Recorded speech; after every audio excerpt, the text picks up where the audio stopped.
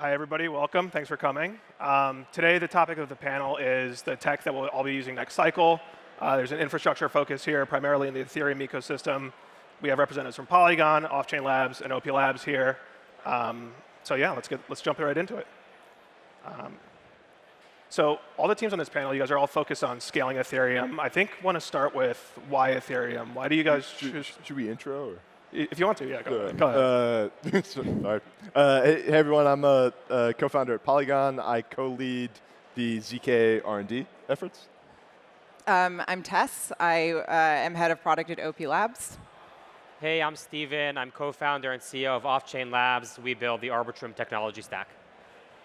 Cool. Thanks for that. Sorry. Yeah, so really just to get an understanding of why choose to build on Ethereum, why choose to extend and scale Ethereum as opposed to kind of rolling your own solution, rolling your own L1. Is it a business decision? Is it an ideological one? Is it some combination of both?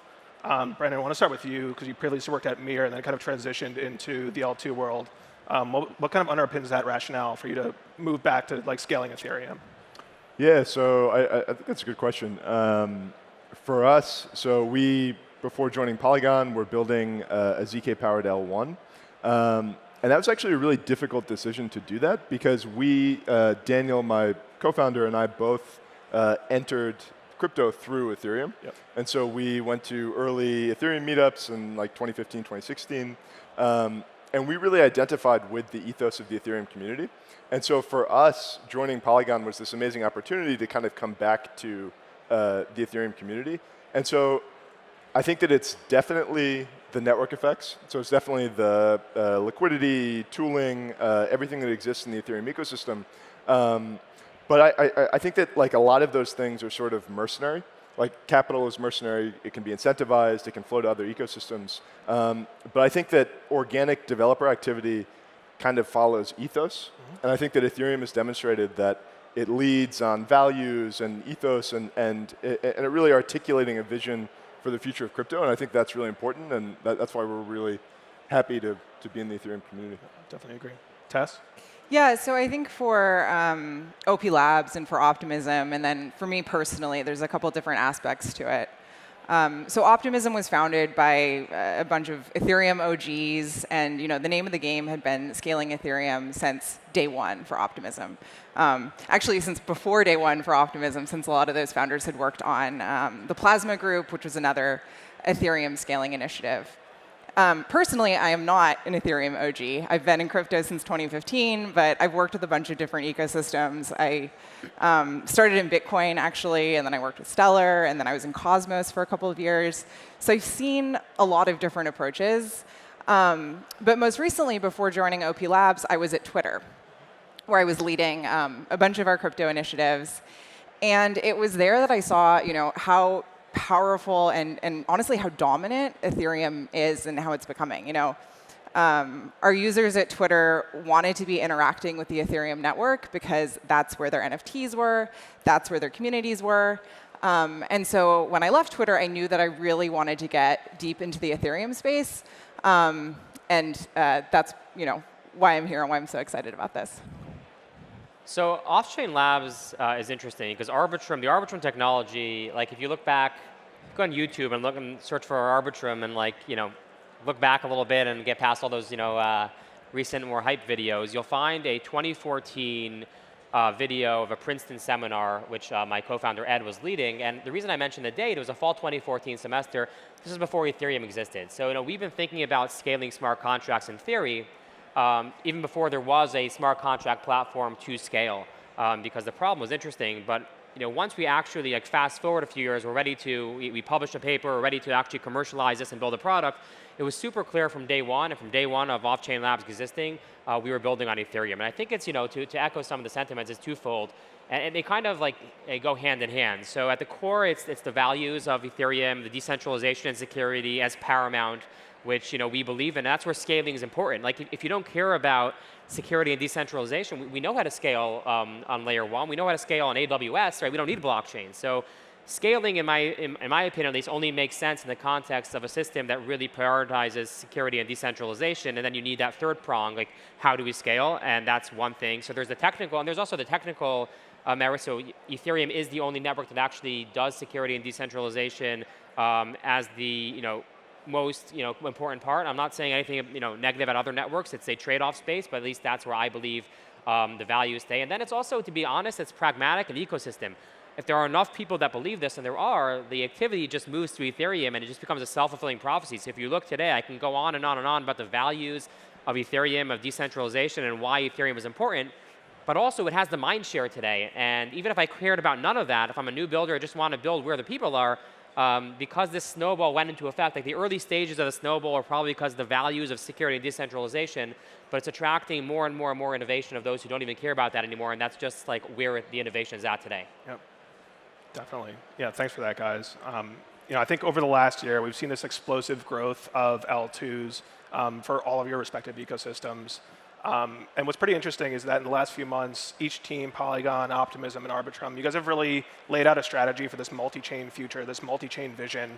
Want to understand a little bit more around the rationale behind why multi-chain, what are the benefits, and why is now the right time to start prioritizing that and laying the infrastructural foundation for the next million users, billion users?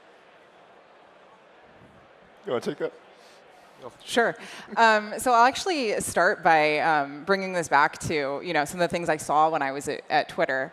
Again, we saw that Ethereum was the place that people wanted to be, and especially sort of the people who are already deep in the crypto space and already really excited about it. We're very familiar with and comfortable with that, and so we knew that if we were going to do anything on chain, it was going to have to be tightly integrated with Ethereum.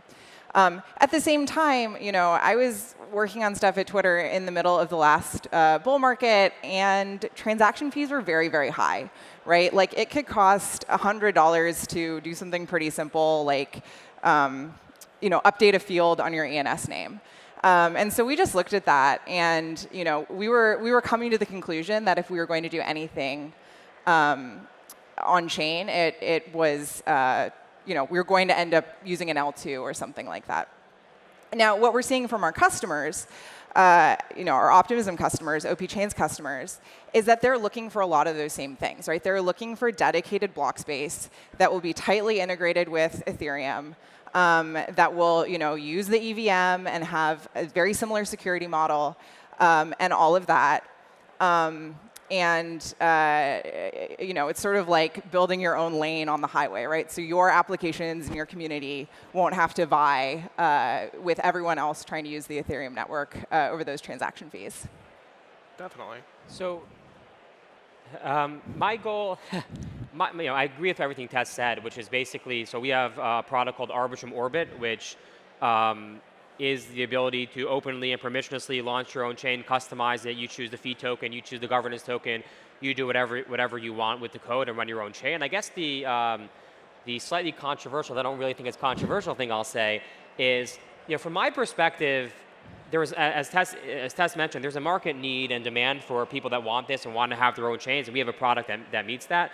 From my perspective, though, when I'm speaking with people, I have no agenda to push your chain versus launch an app on the public chain. And I think that there are many for which it makes sense to have your own chain, but there are also many for which it actually doesn't make sense at this stage to have your own chain. And some things I think people should think about is, infrastructure. Like, sure, if you're Coinbase and launch your own chain, you'll get Etherscan to build you a block explorer for day one. But if you're not there and you're a smaller app, you're probably not going to get that. And that goes down the line, other infrastructure like Alchemy, Infura, QuickNode, Chainlink, Oracles, et cetera. Really goes far down. And also like users, liquidity. So I think you really need to ask yourself, like, what experience are you optimizing for? For some, it's, we can exist in a silo, but we want dedicated block space. We really want, the ability to control the fee token or the governance token or some parameters of the chain. And that's great. You might want your own chain. And again, we fully support that. Arbitrum Orbit is our offering to cater to that market. But when someone comes to me, I also sometimes ask the hard questions like, do you really want your own chain today? Or maybe you'd be better served by going first to the public chains. Building yourself up to that place where you're a smashing success, and then when you're ready to launch your own chain, all the infrastructure providers and the liquidity is going to be following you. So I think it's really a case by case, and my agenda only when I'm speaking with people is to figure out the best solution for them. I think for some that is to launch their own chain, but for I would say probably a majority of the people I speak with, actually they'd be better served starting off on the public networks. getting that demand, and then when they're actually ready for it, moving to their own chain. And if they never get there, that's okay too. Yeah, so for us, it's very similar. We announced the Polygon Chain Development Kit, which is similar to the OP Stack and to Arbitrum Orbit.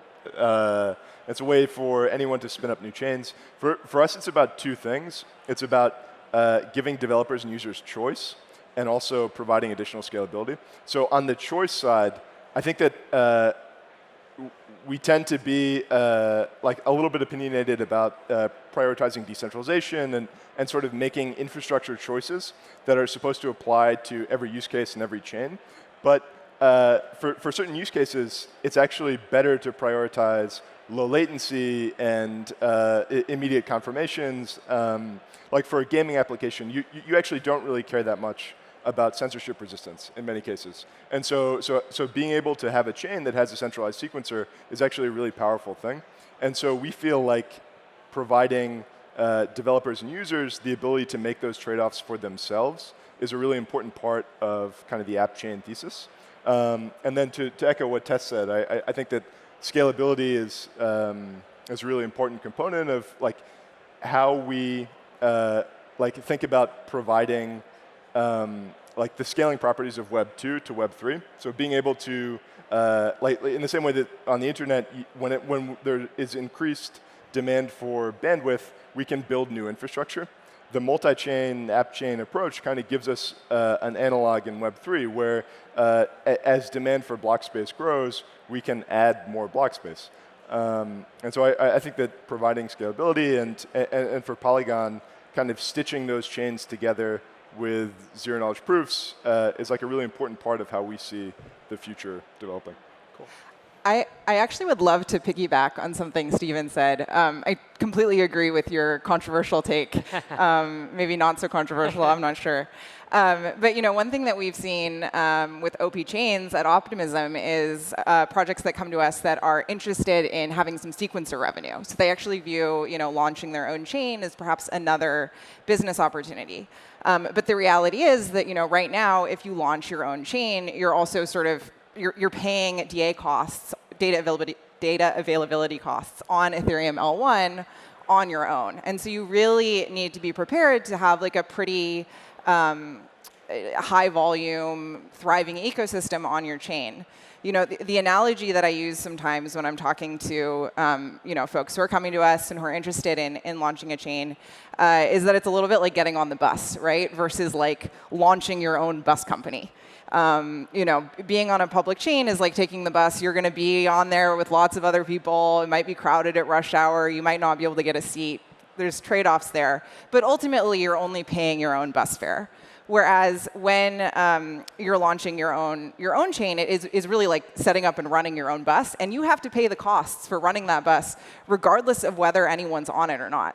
So there's definitely a trade-off there. We are working at things at OP Labs that will make it more economically viable for smaller chains and app chains and things like that to have their own networks. But the reality today is that these kinds of L2s are really best suited for chains that expect to see a lot of transactions. One other, great points. And actually, on that point of making it cheaper to run your own bus, one thing that we've done with Arbitrum Orbit actually is, it's a technical point, but it actually makes it simpler. So we have elastic block times, which means that if transactions are coming really, really quickly, then you'll have like multiple block times in a second. If you don't get a transaction in an hour, you actually won't create a block in an hour on an Arbitrum Orbit chain. And to address this issue, which to lower the cost of having your own chain, but I still think there are still lots of other costs, particularly in getting infrastructure. And I guess to continue to throw out another analogy, I like to throw out analogies. The way I think about like your own chain versus other chains is I like to use a TV analogy, like a TV channel. And the idea is we all know that having one channel for every TV show is like not a good idea. There's too much demand. We need to have multiple channels. At the same time, we know that it wouldn't make any sense for every channel to have its own show. You would have to pay the cost, of distributing its content, getting advertisers, and they'd probably lose lots of money. And so what we see in practice happening is you have TV channels that sort of group different categories together, roughly. So if you're into cartoons, you can go watch the Cartoon Network. If you're into nature, you can watch the National Geographic Channel. It's not an exact science, right? A cartoon about nature can go either way. And the idea is that I think a similar thing will happen. We're not going to see, I don't think, a proliferation in the long run where every app has its own chain. Because the costs, et cetera, are just not going to support that. The infrastructure integrations aren't going to support that.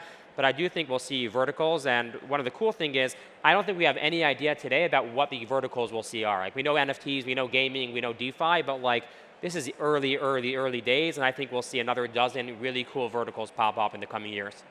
So I'm curious about that analogy, and I just want to push on it. And this isn't sort of a rhetorical question, but do you think that it's a little bit different for chains because we sort of run into these diseconomies of scale when we have a single blockchain, and we have a lot of users that are sort of contending to be included in blocks and to access a state that's touched by many transactions. And so do you think that the TV analogy is something like, it would be like a channel where only 30,000 people could tune into National Geographic?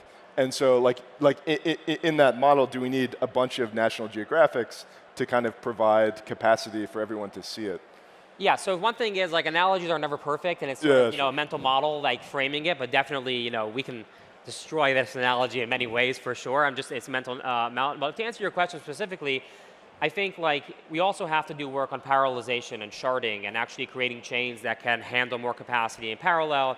This can be like, you can do this in many different ways. Shared sequencing is one way to do this. You can actually have alternative VMs like Solana's doing, and you can try to do these in different ways. And I think there's early research. So totally, like, it's not like unlimited capacity for these chains, but I think the analogy still holds to think about, like, one of the things today is we're not at that point yet, at least from my opinion. There's a proliferation of block space, and everyone wants their own chain. And I think now we have to have good applications to fill that block space. So we'll get back to that point, and we'll need to figure out those problems. And I think those are good points, but I still think it's a helpful mental model, at least for me, to think about it. True. Yep. Yeah, I think that's super helpful framing. And in this world of hundreds and potentially thousands of L2s, L3s, how do we avoid fragmenting UX across too many different chains? Is it something like a shared sequencer where you can have atomic composability across all these different chains? Is it some other technique? How do you kind of avoid the UX pitfalls of a multi-chain ecosystem while also leveraging it for scaling down the line? Stephen, if you want to kick us off. So yeah, one of the things, I think it was a question about shared sequencing. I can, so we actually recently, on this point, we announced last week on a partnership with a team called Espresso Systems, a very strong team. I've known some of the founders there from my PhD days. They were PhD students in the same era, and a lot of confidence in them. And they're building a shared sequencing product. So the partnership had two parts of it. We're building something called Time Boost, which is an ordering policy, which basically is a way to give users good experience while still internalizing MEV revenue, preventing some forms of MEV like front running, but also allowing less controversial forms of MEV like back running and internalizing that revenue in the protocol. So that's one aspect of it.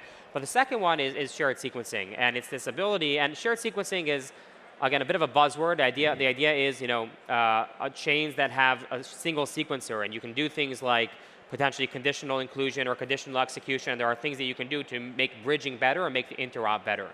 And depending on how far you go, you can do different things. So on the one hand of the spectrum, if the two chains have a completely shared trust model and they trust each other and they're governed together, they can do more. On the other hand, there's things you can do even in the model where that doesn't exist. So even if you have sort of sovereign, independent chains and communities, you can do things.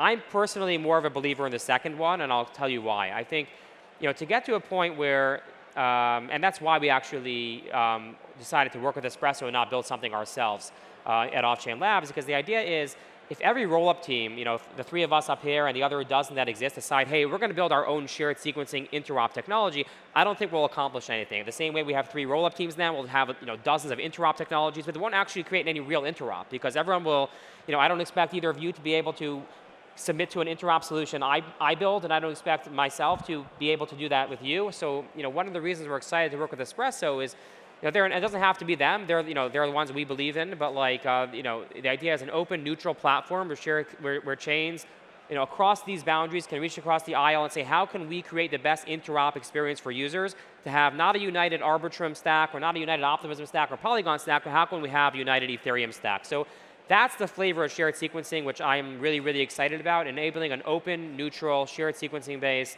And that's why we're contributing to Espresso's effort, where all of us can come together and build the best interop experience for users. Testing. Yeah, absolutely. I mean, I think we're excited about a lot of the same things. We're also collaborating with Espresso on some things, and I think that really speaks to your point about how it can be sort of this common ground that will let a lot of different teams and protocols come together. I'll also say that I think the thing that people get really excited about with shared sequencing, are these interoperability unlocks, and this idea that it'll unlock atomic cross-chain transactions and sort of these other like interoperability holy grails. But one of the things that we've learned at OP Labs through talking with OP Chains customers and folks building with the OP stack is that there's a lot of sort of like interim steps before we get all the way to full interoperability nirvana. One thing that honestly was like kind of surprising to me as someone who's kind of a protocol nerd was how many teams we talked to who just wanted great cross-chain reads, right? And so one of the things that we're doing at OP Labs is actually working with great third parties on sort of the longer term interoperability story, but also trying to prioritize some of those quick wins to just really unlock a lot of value for people today. Yeah, so not to be too controversial, but I think, so at Polygon, we're sort of very focused on ZK technology. And I think that this is actually the area in which ZK really matters because it unlocks a lot of things on the interop side that I think are really, really important. So with ZK, you actually don't need a single shared sequencer that's processing every single transaction for every single chain that's interoperating. You can use a zero-knowledge proof and sort of get this certificate that, that transactions that are included in a particular chain are valid. And that's really important because it gives you flexibility in using a single centralized sequencer on one chain for low latency and using decentralized sequencers for censorship resistance and DeFi. And so I think that the really important primitive that is kind of the end state for interoperability is atomic transaction execution. So knowing not only that transactions are included in a bunch of chains in an atomic bundle, but knowing that they executed successfully. And it's our view, and we'll be talking more about this in the near future, that ZK is sort of a necessary primitive for that to happen, unless you have a single shared sequencer that's actually executing every transaction across every chain, which I think is sort of suboptimal.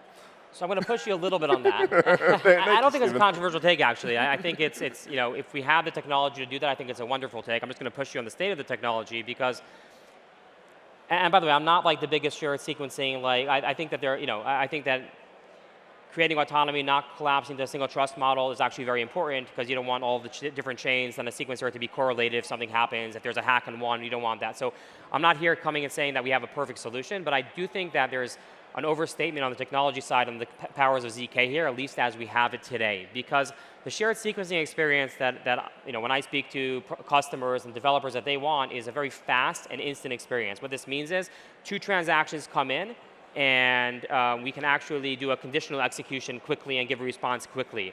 A shared sequencer, for better or for worse, that's actually sequencing both these chains can do that, right? It can actually, if it's controlling inclusion on these chains, it can go ahead and give that guarantee.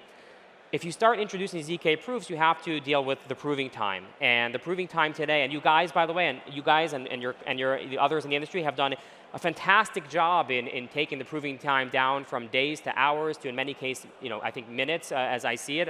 Really depends on which one. I'm sure you have a more an accurate characterization of you versus your competitors on this. But even in the best case, we're talking about not a real-time operation here. So the idea is you submit your transaction to one chain, you want it to get included, there's a sequencer that will give you a fast inclusion. But then there's a prover, and that prover is delayed. And I don't think, maybe we'll get there, but I don't think today we have the technology that from ZK proofs, because of this delay, it won't give you this fast shared sequencing capability because you'll have to incur the delay. But by that point, the traders would have been better off just submitting the transactions to both chains, and I don't think we're there today. So Stephen, you're going to love to hear me say this, but the approach that we're taking at Polygon is those chains immediately confirm transactions, and they optimistically commit to the state of the other chain, assuming that it's valid. And then, so we have this guarantee. Chains can build on conditional transactions, but they are settled in 2 minutes or 1 minute, whenever the zero-knowledge proof is produced. And I think that that's a really important point because, again, I think providing users flexibility and allowing them to make their own trade-offs is really important. And so for many users, having that quick confirmation time, assuming that no sequencer is going to misbehave, given that there's no way for them to really profit from that attack, I think kind of gives us the flexibility to have super quick confirmations and then settlement in a minute. And I don't think there's anything wrong with that design. The only thing I'll point out is I think that's a great design, actually. Just the optimistic assumption is basically a shared sequencer assumption. It's not a ZK assumption, for that period of time until you have the proof. Yeah, sure. Awesome. So we talked about scalability. We talked about interoperability. I want to take the last couple minutes here to discuss what are the applications that are unlocked with all of these gains. How do we bring more users into the ecosystem, and how do these kind of tech advancements lead to more users, more usage, more use of blockchains, more self-sovereignty across the ecosystem? Tess, want to? Yeah, I mean, I think the real thing is that when transaction costs drop, as low as L2s and other scaling technologies allow them, you just get so many use cases where you can put so many things on chain that were infeasible before, right? So, I mentioned how expensive it would be to update an ENS record and sort of the identity and social space, at the start of this panel. But there are so many other applications where I think people are very interested in just, using a blockchain, a public blockchain as a source of truth. Kendall was on stage earlier talking about the gaming sector and how, blockchain, like every operation in game can go on chain now, and we're moving towards that world. So I'm just very excited to see what's coming next. And, Stephen mentioned earlier, I think we're going to see tons of stuff that we can't anticipate. And I completely agree with that as well. Awesome. Well, we're coming up on time here, guys. So thank you all. Appreciate you all jumping on. And thank you, everybody, for coming. Thank you.